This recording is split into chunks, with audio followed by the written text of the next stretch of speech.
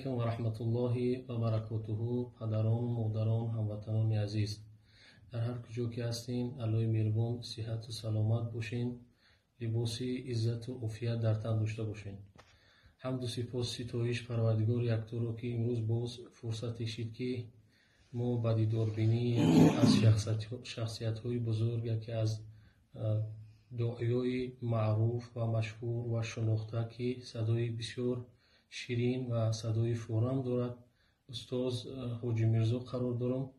هر باره که فرصت دیدار با این بزرگان می شود، از این شخصیت ها برای تمام هموطنان، برای تمام مسافر و مهاجر طلب دعای خیر میکنم. امروز که در نزد این بزرگوار هستم، از این حضرت خواهش میکنم که در این دهه مغفرت در حق تمام هموطنان دعای خیری داشته باشند.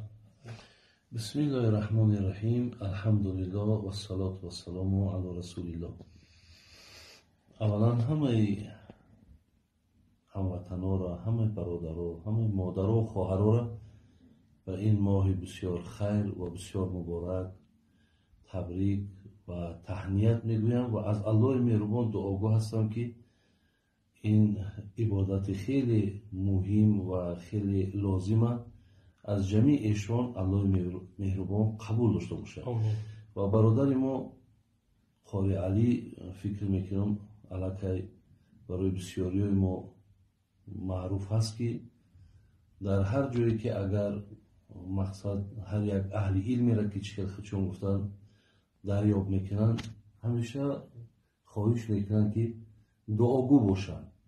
پس ما هم برادران عزیز و گرامی در این لحظه های بسیار نیک و با این دهن روزدار ما دعاگو هستیم که الله مهربان همیشه در این دیار ما، در این جمهوری ما آسودگی را، آرامی را و تینجی را الله مهربان بردوام نگه دارد و جمعی بیماری هایی که در این جمهوری ما داریم الله مهربان شفای کامل شان تیاد.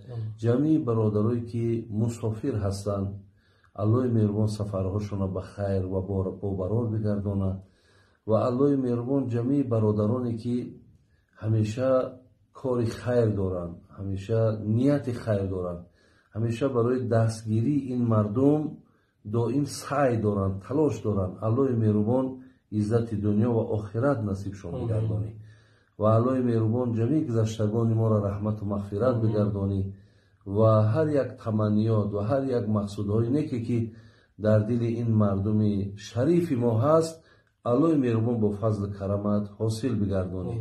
اللهم اعین علی ذکرک و شکرک و حسن عبادتک. آمین یا رب العالمین. السلام علیکم و رحمت الله.